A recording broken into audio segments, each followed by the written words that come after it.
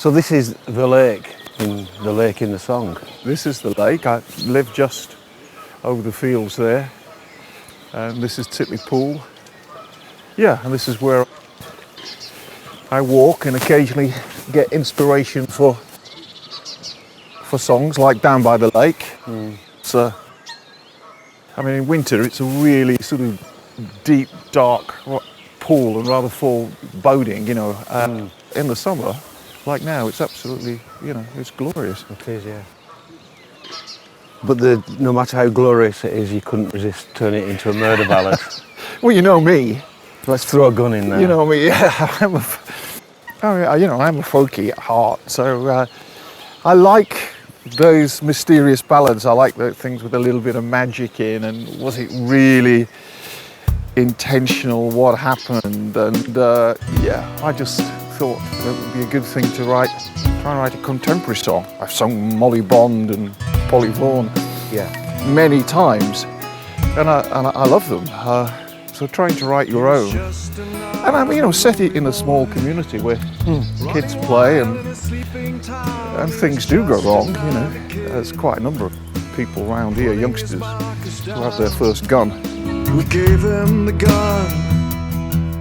That crazy evening down by the lake, just one shot, one stupid shot, that's all it takes. And he ran so fast, ran the gauntlet of a secret shame, and he ran so fast.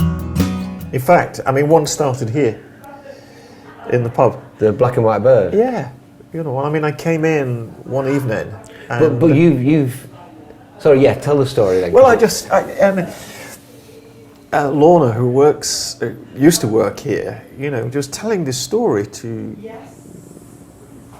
the staff and to Nicola, who owns the pub, and it was just, and the story was just like unfolding at the bar, and it was just, you know, they were, oh, weird. If I could see everybody's reaction, you know, and they said, well, and Nicola said, well, here he is, you know, here's the storyteller, you know, here's the local folk singer. Tell him it sounds like a folk song. So, I mean, she lives over the border here in like rural Wales, does Lorna, and she goes out riding, and she comes back, and in the barn, as she puts the horse away, there is a plastic bag moving around, tied up. And it's really, really spooky, because it spooks her and the horses. You know, who's done that? So she opens the bag, and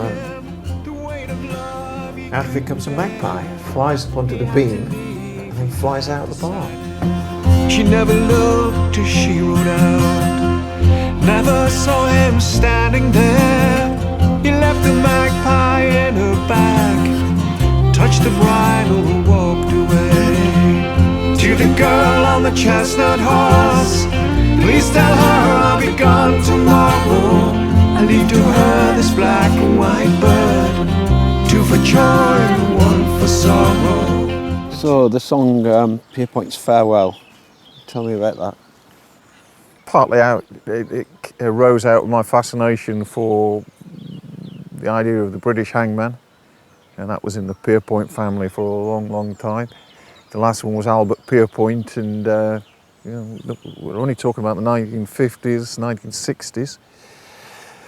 And when he gave up, they got rid of hanging. There was an outcry against it, and I think in his autobiography afterwards, he just said he turned against it himself. It just didn't seem to do any good. And I was always fascinated by the story of Ruth Ellis, the last British woman to be hung. And she became a bit of a cause célèbre in the newspapers and that.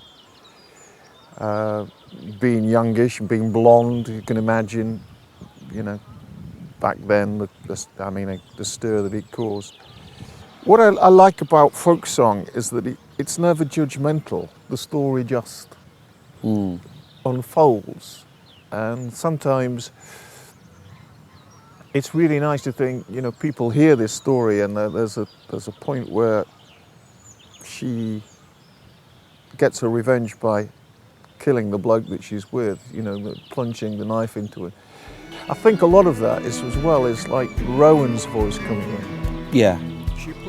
So you get a female presence in the vocals. She sings the stuff about sticking the knife in deeper than the deepest well. Yeah. She sings that with relish. You enjoyed that bit. Yeah. She raised the knife and held it high. A moment's doubt, then down it fell. Deeper than she had ever known. Deeper than the deepest well.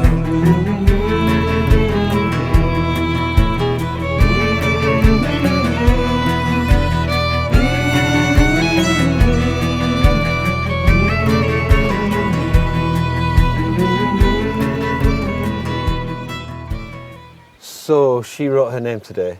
That's a great story. Yeah, it came from just listening to the radio, I think Radio 4.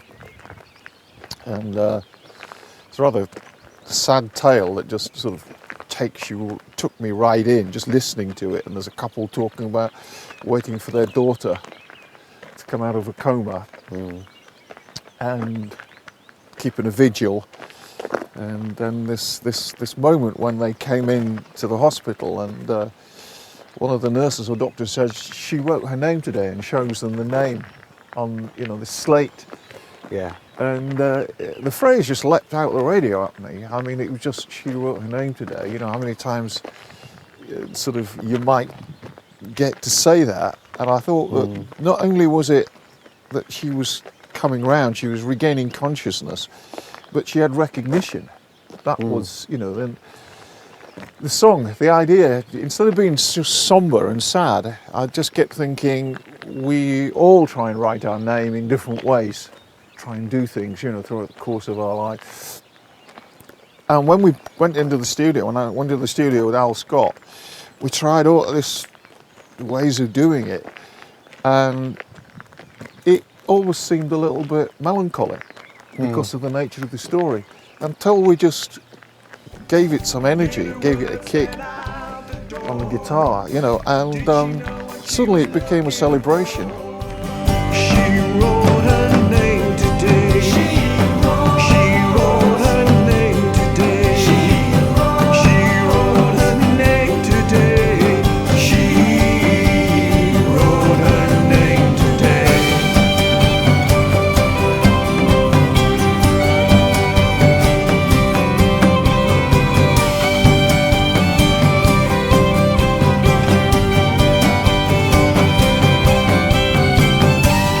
Jim Jones is one that I did do with Seth and Benji, and it's just it's a poaching ballad. He's sent, it's hard to believe that just for 200 years ago, just for stealing something out of someone else's estate, an enclosure or plantation or whatever like that, that the game laws were so severe, you could get sent to Van Diemen's Land, to Australia.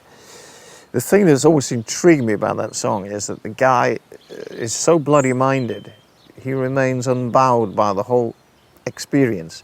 He just, I'm determined, and when I get there, they'll try and lock me away, but they won't. I'm going to get out there, and I'm going to join Donahue and the Bush Rangers, and I'll turn the tables on them. Yeah. Keeping that anger going from, as I said, draconian laws and being put, how many thousands of people, because of the Enclosure Acts and because of the game laws, they were just removed. Yeah. But by and by I'll slip my chains, into the bush I'll go, and I'll join the brave bush rangers there, Jack Donahue and Co. Some dark night when everything is silent in the town, I'll shoot those tyrants one and all, I'll gun the bastards down. Are the lyrics to that song, are they actually faithful to some kind of, original version? What, Jim Jones? Yeah. Oh yeah, it's absolutely as discovered. So it does say, I'll get the bastards. I may have changed the odd word. Oh. Okay. Yeah. The word may have been floggers. Oh, really? Yeah. I'll get the floggers. I'll, gun the that's floggers down interesting. or something like that. But Yeah. I don't know why it meant. Yeah. That word, the other word may have slipped out. Yeah, okay. part of the oral tradition, Boff, Yeah, the absolutely. process of moving. No, I like yeah. that. So the song "The Wanderer," Yeah. obviously inspired by doing some wandering. Someone saying, yeah, you're just a wanderer or whatever. It's a great word. And a great. It came also from the White Horses Walk, as we call it, which was walking to the Village Pump Festival at Westbury about 3 or 4 years ago, and all the chalk white horses on the Berkshire Downs and the Wiltshire Downs. So walking the Ridgeway to there, and the song imagines me getting away from the city, leaving it behind, and finding all of this that's free, and just being able to wander, because it's an incredible gift to really, that is free, to be able to just get out from the city, get out your car, get off the road and just walk on this trail that carried people for centuries, which is why I think open spaces in cities are really important, because they're like the oxygen that keeps you going. This, every time I worry about the whole country being overcrowded when I'm back in London or whatever like that, coming here is a breathing space. Getting out and walking just makes you aware of tranquility. It makes you aware of the silence, except for birds and so on. Makes you aware of the landscape, the countryside, what farming is doing and so on. And that, to me, is, I use the word oxygen. It just makes me breathe. It gives me chance to be away. And maybe that's what the Wanderer really is about. And that is just, I'm trying to avoid using the word escaping, but I think it's finding freedom on a trail where people have walked for centuries and carried all sorts of motivations and hopes.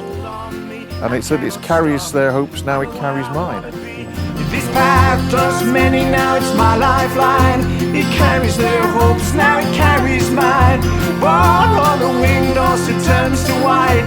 Down in the valley I can see light, and I will sing for you tonight. And I will sing for you tonight. And I will sing for you tonight.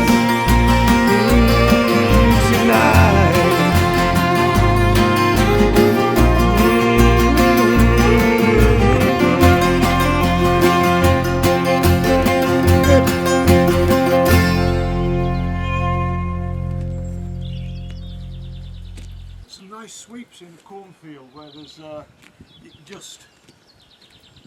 it's just only a slight slope, but with us walking towards it, it looks like you're cresting the slope.